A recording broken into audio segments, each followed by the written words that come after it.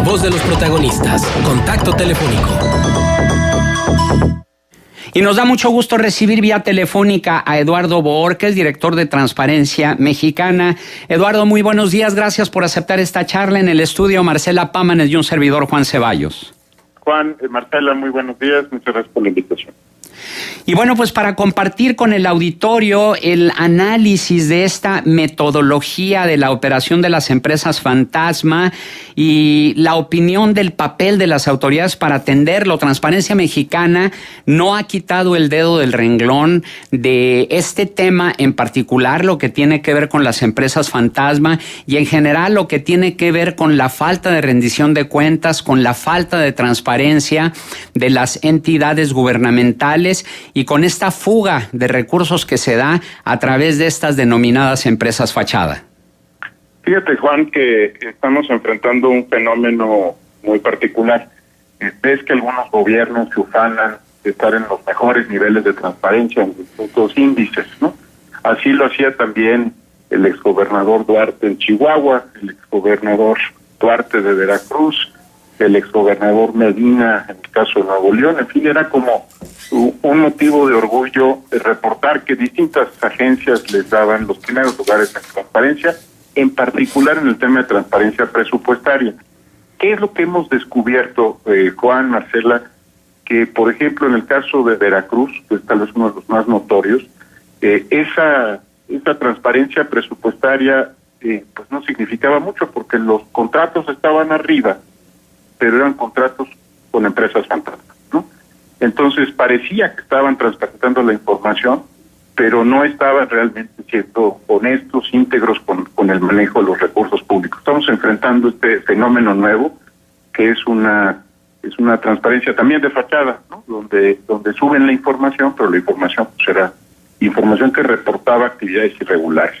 No es el único caso, también lo hacen en la comprobación del gasto público ante distintas también instituciones del Estado mexicano, la Auditoría Superior de la Federación, entre otras, y entregaban, pues sí, comprobación que parecía de primera mano, comprobación de los gastos que estaban realizando, pero resultaba que había esquemas muy sofisticados, redes integradas donde se utilizaban empresas fantasmas para poder desviar recursos públicos. No quiero decir que este no sea un tema, digamos, del que no estemos conscientes ya por mucho tiempo. La gran diferencia es que hoy entendemos que primero no se trata de un servidor público, el exgobernador o el funcionario más visible de una administración, sino que hoy ya sabemos que son verdaderas redes de crimen organizado, redes de corrupción, que se enquistan en los gobiernos y que tienen a su vez redes de protección política que les permiten operar. Estamos hablando de operación ya en red, ya no de casos aislados, incluso pues de la cooperación, por ejemplo, de los notarios públicos de la entidad o de otras entidades que se prestan a acreditar las empresas que claramente no deberían ser consideradas como tal, como empresas verdaderas, legítimas. Y bueno, pues el tema también llega a la parte de defraudación fiscal, pues porque estas empresas evidentemente están también ya en la mira del Servicio de Administración Tributaria del SAT. Lo que estamos descubriendo es que ha habido simulación con la publicidad de la información que se sube a las páginas web de los gobiernos estatales y federal, y también esquemas ya muy armados de corrupción en red. Ahora, si se ha comprobado y se han presentado evidencias de que muchas de estas razones sociales de estas empresas fachada ni siquiera domicilio tienen, o sus domicilios están en lotes baldíos o están en casas abandonadas o están en plazas públicas, ¿cuál ha sido el papel de las autoridades para atenderlo, no obstante todas estas evidencias, y por qué esta impunidad? Mira, primero porque el tener una dirección en un predio pues no es ilegal, ¿no? Ese es el primer problema que hay que enfrentar. Yo sé que es vistoso desde el punto de vista periodístico que una empresa pues muy grande de pronto tenga su domicilio fiscal en una pequeña vecindad de algún barrio popular en alguna de las ciudades de nuestro país, pero eso no es ilegal. Segundo, el abrir y empresas fantasmas, dejarlas dormidas, permitir que vayan cobrando años de antigüedad y después utilizarlas, pues también hace muy difícil su detección.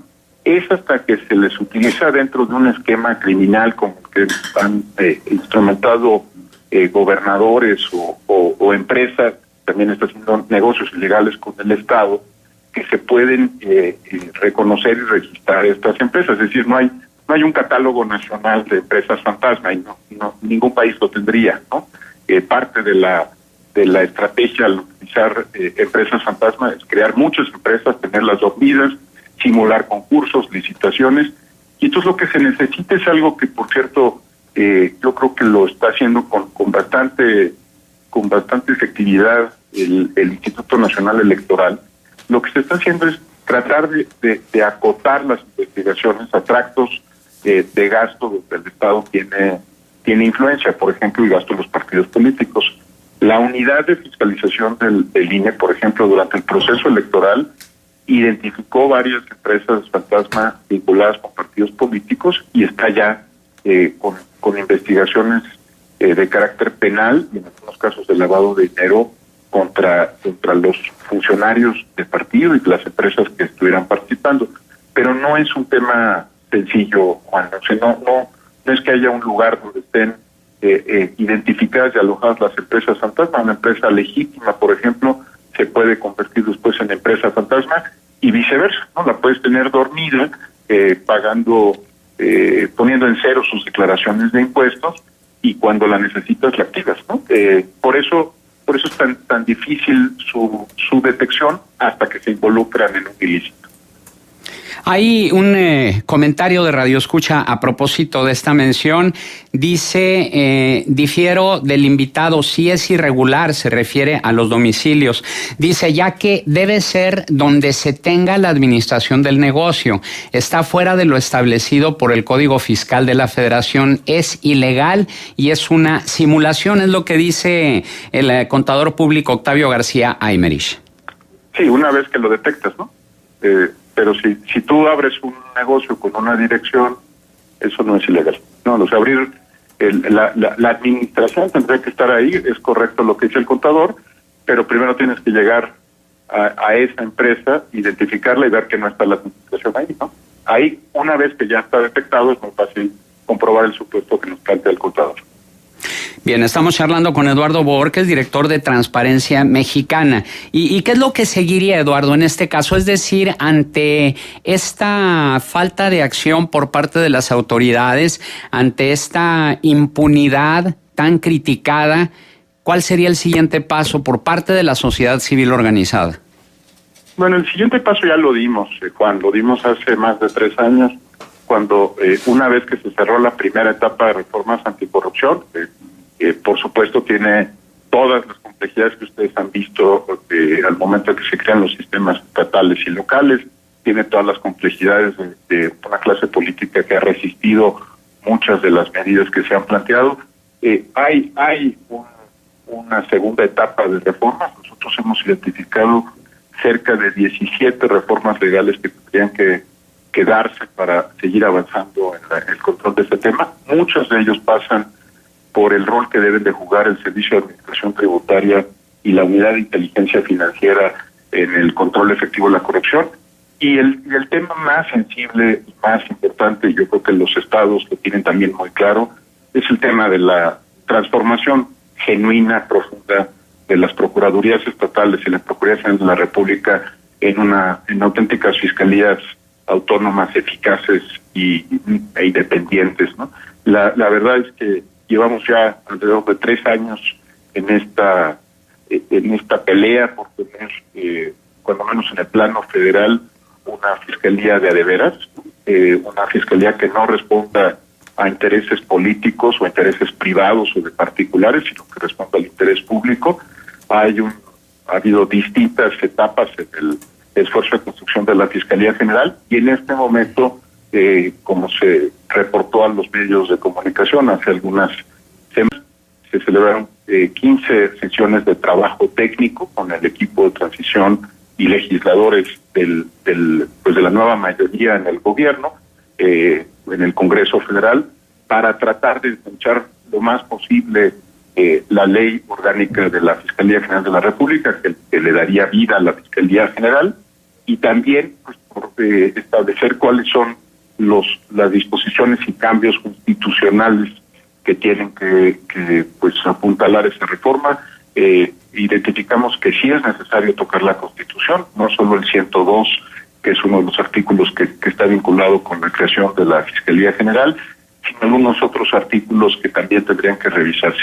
Creo que tenemos por delante, Juan, un doble reto, ¿no? Por un lado, actualizar nuestro marco institucional en lugares que se quedó rezagado y muy protegido, incluso por estas redes de corrupción política, y por otro lado, pues asegurar la implementación de las instituciones que se van creando. Créeme que con pesar vemos que muchos estados de la República no han logrado establecer sus sistemas locales anticorrupción, que algunos de ellos han sido capturados por intereses locales, que las fiscalías estatales son débiles, que actúan a modo, ¿no?